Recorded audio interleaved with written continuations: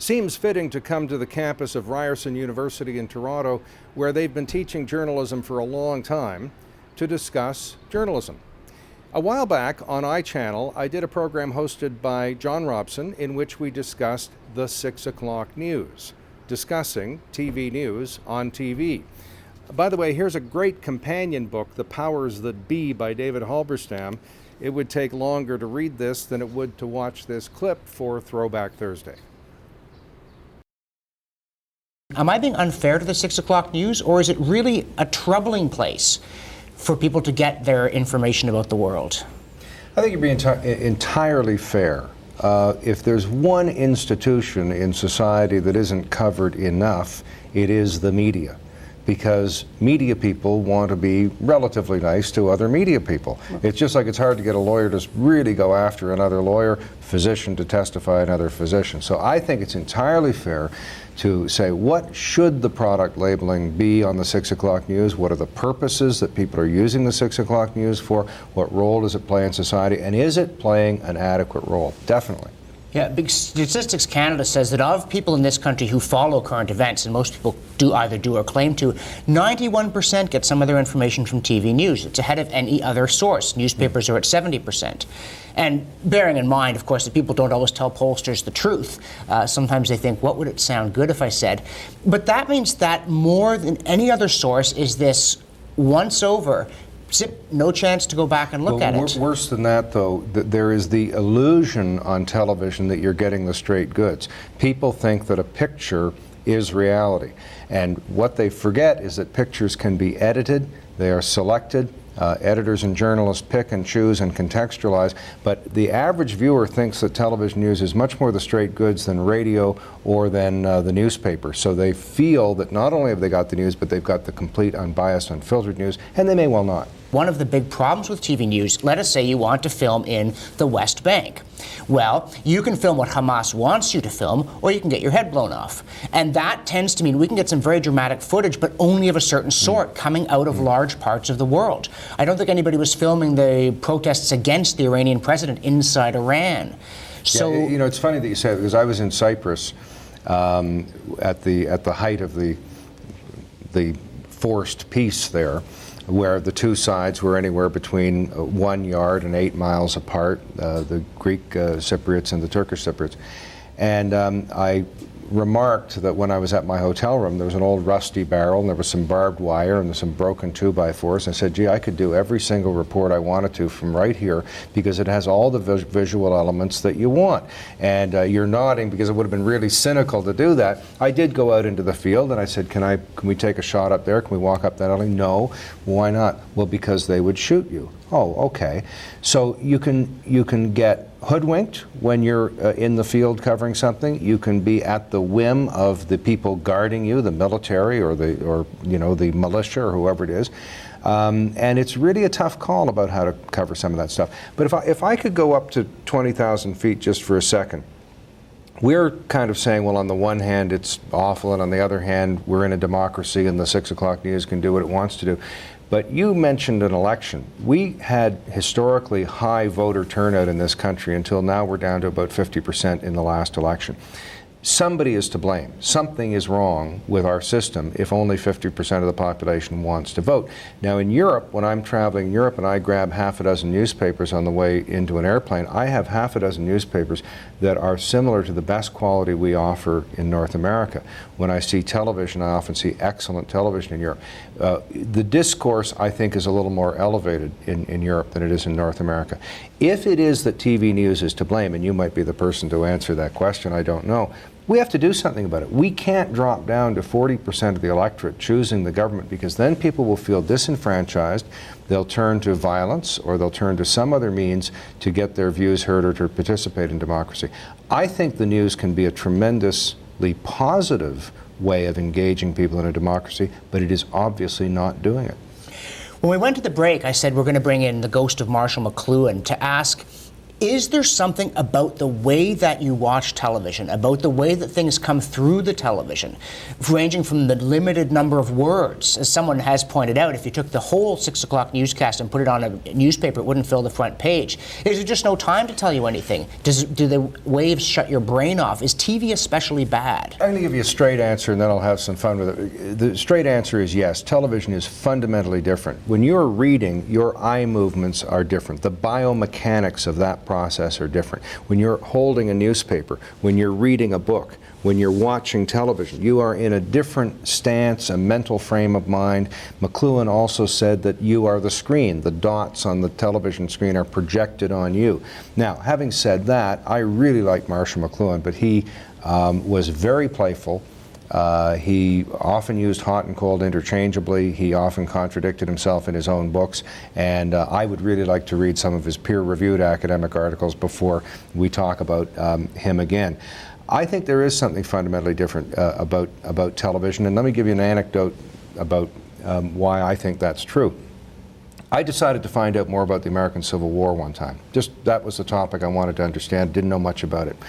I happened to listen to a series of academic lectures on audio tape from a Virginia Military Institute professor who knew military history. The number of donkeys that were owned in the North versus the South, the number of miles of railway, in enormous detail, and then military tactics on the battlefield. Then I said, great, I really like this topic. I'm going to go get the Ken Burns documentary on the Civil War, and I watched it, and I said, oh, now having been in television my whole life, having written and read the 6 o'clock news, I watched this and I said, oh, right, there's no content. I forgot. It was emotional, it was beautiful panning of still pictures, it was plaintive strains of a violin playing music. I felt viscerally involved in the Civil War, but there was no content. It was only emotion. So that's the difference in my view. And it is odd, I mean, because McLuhan with his hot and cold, I agree that McLuhan can be a little hard to follow, but certainly if you had a camera on someone reading the newspaper or even listening to radio news, and then you had a camera on someone watching TV news, what would you get, you know? Animation on the one hand, zombie on the other. And this is worrisome. But let me just say, though, as someone who occasionally teaches, I'm sure you'd agree with me, when you teach, you choose to use a bit of video because it shows very expensive things cheaply, shows dangerous things safely, shows remote things brought into the classroom. You can stop the action. You can show it over and over again. So I mean, video or visuals of any description, whether it's broadcast television or whether it's on YouTube or something, they have an enormous place in our education and in our human experience. But the problem is that television is so magnetic. You know, people predicted that the world was going to hell in a handbasket when newspapers were invented because they were going to distract people from the serious task of reading books. And if you go look at old newspapers, many of them have trivia in them. They said the same thing about radio, about television game shows, and we've been saying this for 150 years. The problem with television is it's so magnetic, quite unlike a book or quite unlike a magazine, newspaper, and so on. It is on in the home, it is pervasive, people can't talk to each other when it's on. How many times have we all done this to our loved ones? Shh, you know, the TV's on. And what's on the TV? Nothing. It's compelling. John Cameron Swayze's newscasts were 15 minutes long, as I recall. And people like him and Walter Cronkite, whom you quoted, not by name, but he set his newscast in type, and it didn't fill the front page of a newspaper. They argued for another 15 minutes. They wanted a half-hour news. We have to have the time to tell these stories in greater depth, etc. Well, what happened when we got a half-hour news? Out came Charles Kuralt, On the Road, the features, the ballet dancers, you know, and arts and culture are important, but out came things that were not the news of the day. They were the features. Now, thoughtful people are arguing for a full hour of news. I haven't heard too many people doing that lately, but Walter Cronkite was. I think there's something called news inflation. I think you may well be able to tell the story of the news of the day in 15 minutes if you don't succumb to switching live to Budapest just because you have that satellite capability. When satellites first went up, the first report from Europe was from David Brinkley, and Huntley, I think, said, we're now going to switch live to Europe, you know, big buildup. And David Brinkley's in Europe.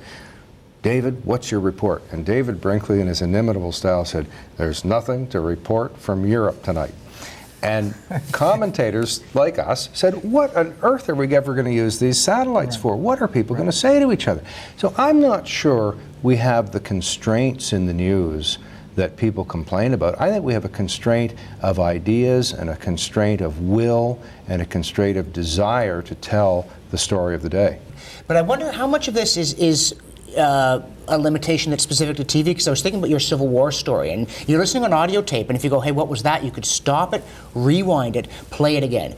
Evening news, it's here, it's gone. And therefore, only the sorts of things that appeal to people who don't mind that it's here and it's gone are really going to make the news, because it's not for the people who like to look back at what was on the previous page. Unless you can attach it somehow to something really licentious and scandalous. And then, instead of having it gone, which means tomorrow you've got to produce afresh, it's good for several days. So you've got an item that you can do for free tomorrow. Just keep it going. Well, I tell my clients in media training, look, if you feel aggrieved by reporters, I want to relax you. Everything you read, hear, and see in the news media is 100% accurate, with the exception of any story you have personal knowledge of. So behind the joke is the idea that radio and newspapers are not off the hook. What you do in the regions of this country, and even at the networks in this country, is you read the major newspapers, and that helps you decide what you're going to put on your radio or your TV program, and I don't care what they say, that still happens. And you find out when you burrow into the even the major national newspapers that a lot of stuff is inaccurate there. A lot of stuff is cliche-ridden and is regional-driven there. So I don't think they're off the hook at all. I think YouTube is turning out to be perhaps a relatively unedited and uncontrolled user-sponsored news system. Where somebody can actually say, look, something's happening with me right now or around me that I can see. I take some pictures of it. I can somehow get them up there for other people to have access to. I don't think it's completely unfiltered, and I don't think it's completely unstructured, but I think most of the stuff that gets up there is, in fact, coming from the audience. So that would be a radically different way to go with news, because right now, of course, the whole thing is constructed by professionals who structure the event. Okay, so let's lay a problem on top of that solution, too, because almost every solution generates another couple of problems.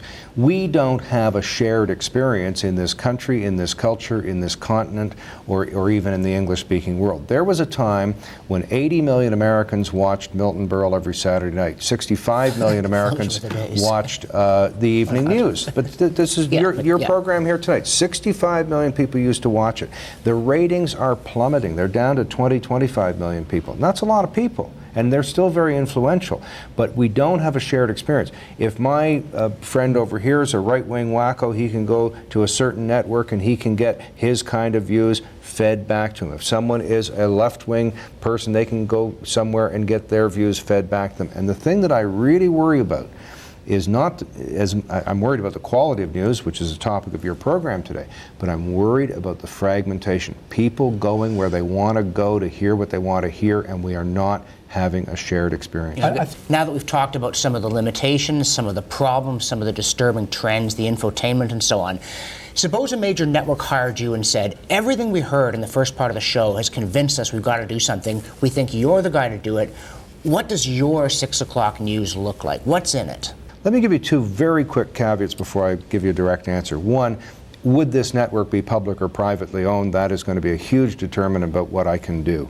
Secondly, if we were all running the 6 o'clock news as we are right now and looking at a worm poll, a simultaneous, real-time evaluation of how many viewers are watching this, and we switched away to some of the serious stuff we're advocating, we saw viewership plummet, and we switched back to Paris Hilton and we see it go up through the roof, we got a real dilemma. We may produce a tremendously good program that nobody wants to watch, but you asked a question, so I'm going to give you an answer.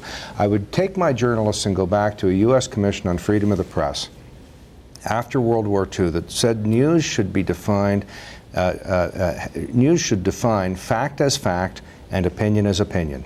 It should be full access to the day's intelligence. It should be a truthful, comprehensive, and intelligent account of the day's events in a context which gives them meaning. And every one of those phrases is enormously important for our democracy, and news falls down on the job most of the time. Here's what I'd get rid of.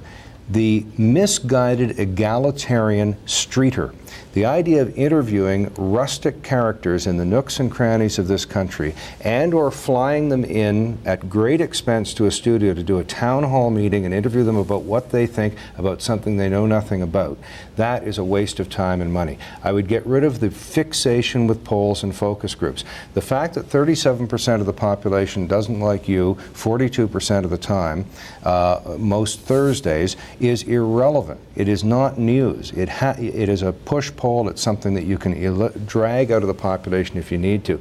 I would have a serious discussion on a daily basis, as I did in campus radio where I started. Are we supposed to give people what they need to know, or is it what they want to know? Do we give them a bit of what they want to know so that they'll listen to what they need to know? Is it we who decide what they need to know? That's a tough debate to have when you're an editor or a journalist, and that debate should happen every day. You need a bit of local control, and finally, just what came to mind during the commercial, you have to stop the wire service every now and then and say, wait a minute now, what is important here? We're covering the environment every day, but you know, there's an institute out in San Francisco that says 100 species of insects go extinct every year, and scientists are really worried about the lack of diversity in the gene pool.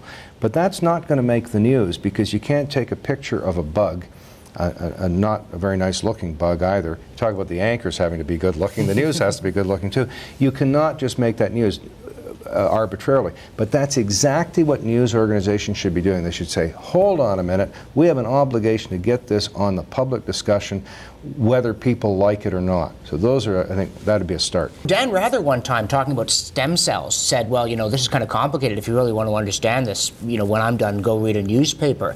But I wonder, should the 6 o'clock news try and incorporate that? Should there be a website, that says, if you want more on Afghanistan, go to our website's background on Afghanistan? Or should they simply serve the people who want entertainment with the extra benefit of feeling as though you've been following the news when you haven't, though you know you should, and let the rest of us go somewhere else? Every medium is trying to become another medium or swallow up another medium right now.